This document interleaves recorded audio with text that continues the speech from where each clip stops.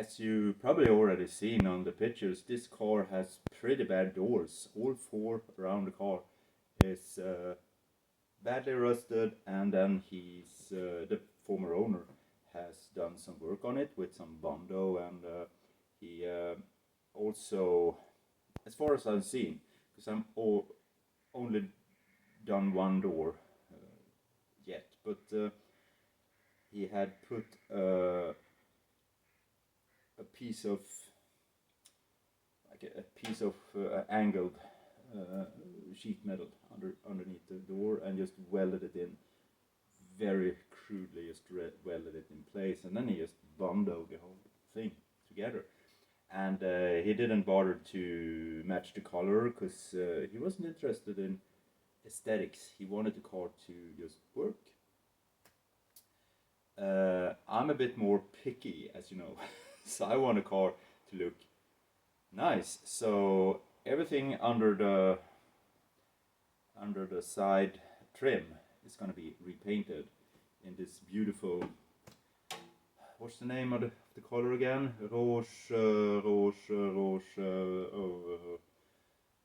Yeah, brain fog.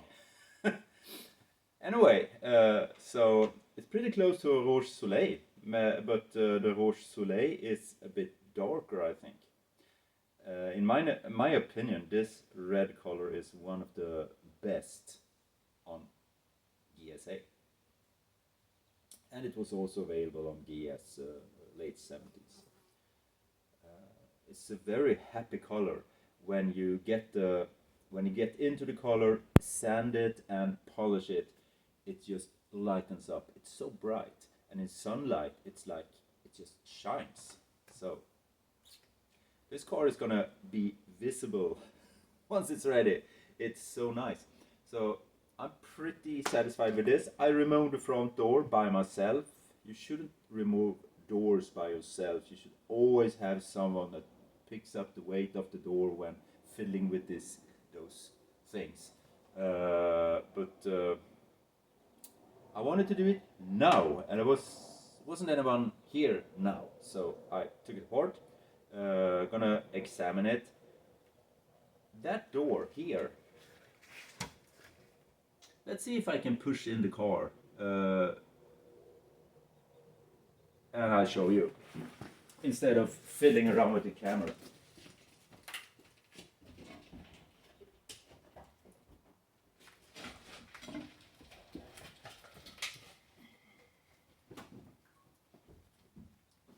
So on this door, I did a mistake believing I could weld a flat surface without warping. Of course, it's possible to do it without warping, but I also try to push it and fiddle around with it, so it didn't stay flat.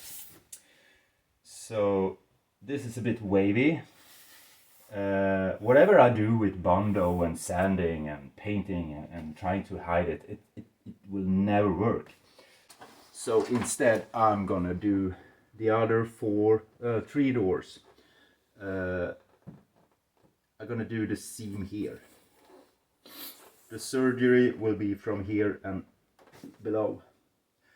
And I'm also gonna paint the whole side of both sides of the car underneath the trim. It's gonna look very nice, and this is the door that you never see as a driver of the car, so at least it's solid now. We can take you on a little tour here, see what's been done. I had to fabricate a completely new bottom because it was just shot, and I haven't been that fancy here actually. I just wanted it to seal. There's also going to be some draining holes here, often forgotten, and then it rusts out anyway. Then it's not, as you can see here, it's very wavy here. And it should be flatter, more flat, but it aligns here. just by my measurements, and that's just, now we don't have anything to compare with here, but it actually aligns with the front door too. So at least I did something right. Pretty good alignment. Looks okay. I'm satisfied. I don't care that much. I just want it, as you know, I want to have a 10-meter car. Step away 10 meters from the car, and it looks fabulous. So that's one door, 3 more to go. And as I taught here, there's some bondo thing going on here. We have bondo everywhere, unpainted. This is the green stuff. It's probably some fiberglass reinforced thing. I'm gonna take this apart. This door bottom seems to be, at least it seems by looking at it now, it seems to be better than on the rear door. So, and it's actually some paint there. So maybe I don't need to fabricate a completely new bottom, at least on this door. I was considering taking the passenger front door from the white Palace outside, one of the parked cars, because that door is pristine. It's been replaced, probably due to an accident or something, but then I have to repaint everything. And it's better to just keep the stuff as much as original as possible. So we're gonna keep this thing. Yeah, let's put it on the surgery table. So now we have the door on the surgery table, and we can examine more about like this bondo stuff here. Yeah. When taking stuff apart on cars, I usually try to put all the screws back where it's sat, rather than having it sitting around in boxes everywhere. Because I could of course put everything that belongs to this door in this one, but those M6 screws could as well sit there for the door stop mechanism. Then we have this one to remove.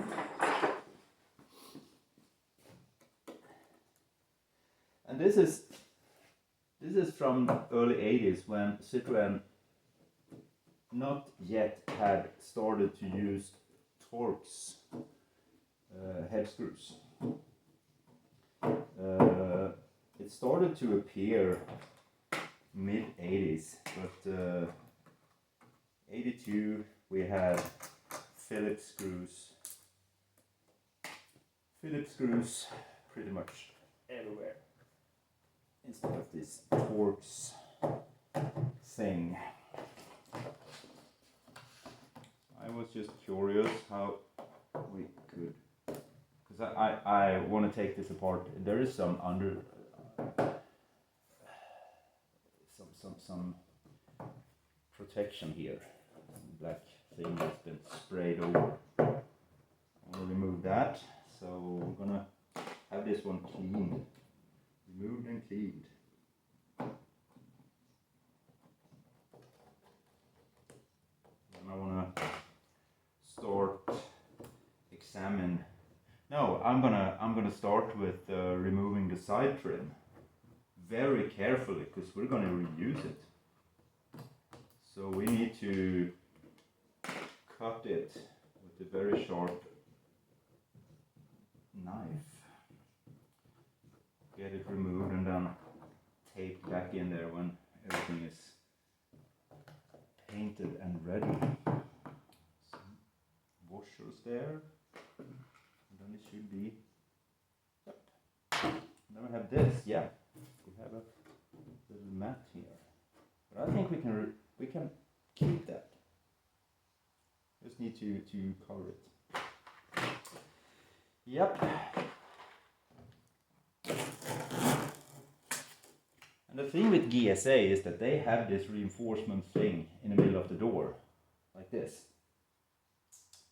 It's a vertical sitting like this. So if you want to straighten up a weld underneath here, you can't do it because 8 or 10 centimeters in the middle, there's a strap with a steel strap here, which you won't get underneath. Yep, so we're wasting a little bit more sheet metal on the other 3 doors, but making them hopefully better looking than this wavy thing I did on the rear door. We also have this one sitting here waiting. As you can see, this isn't the red color, original Citroën color. This is just the dark red thing I purchased. And it's very, very slow drying. So today it's Friday. I painted it Wednesday evening, and it's still a little bit sticky. It's starting to harden, but it's not there yet. So okay, so it's Friday today. We might be able to mount this on the car Sunday or Monday. And I wasn't that careful here. There is a big repair here. I didn't realize how thin it was, so it's a lot of pinholes here. I don't care because this is a GSA, and on a GSA you can see, it's not visible, you can see it underneath the plastic bumper. So I just want it to be okay. It should be straight and so on. Like here, I've done some welds here. I don't know if it picks up, if it's visible, but there is a seam. Here's a big thing I saved from the original front skirt. I didn't do this. This is another thing. This came, by the way, from White Palace, and it looked in first sight. It looked, oh, there's a good front skirt. There's another tray that is perfect almost. Some surface rust. Until you take it apart, start looking at it. Okay, it falls apart, but it was the best one. And this is one of the rarest parts to find in Sweden, because they all rot away. I think you guys living in England that also has this humid weather. These are gold to find without rust. Yeah, you can see I've been changing the corners. Corner there. These were pretty okay. It was badly smashed in here. I just crudely put it back into shape with hammer and dollying. A little hammer dolly session there. The front here. This is the crucial. This is the crucial part, because if this front transversal rocker here is bad, the whole thing is shot. But this is pretty okay if you compare it to how it looks on the original orange thing. So I welded in a piece there. I should have welded in a piece there. I left it open to be able to just fill it with whatever oily goo I can find to protect it from continued rot. But when I'm handling now, I feel like it's not 100%. It's a little bit sticky. So we're gonna let it sit here for another 2-3 days. Yep, slowly coming together.